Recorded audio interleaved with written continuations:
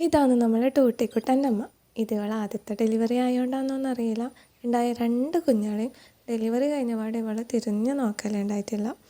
കുഞ്ഞുങ്ങൾ വിശന്ന് കഴിയുമ്പം ഇതെൻ്റെ പ്രൊഡക്റ്റ് ചെയ്യാമല്ലോ എന്നുള്ള ഭാവത്തിൽ എങ്ങോട്ടോ നോക്കിയിരിക്കുക.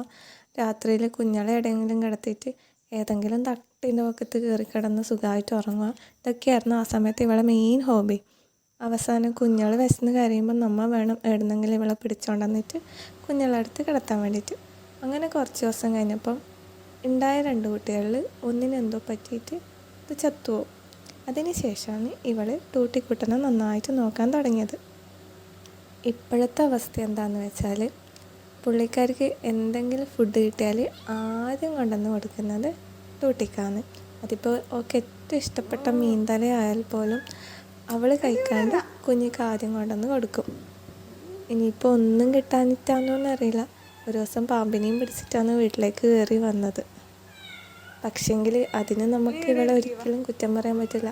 കാരണം പ്രപഞ്ചത്തിലെ ഏറ്റവും വലിയ പോരാളി ആരാ?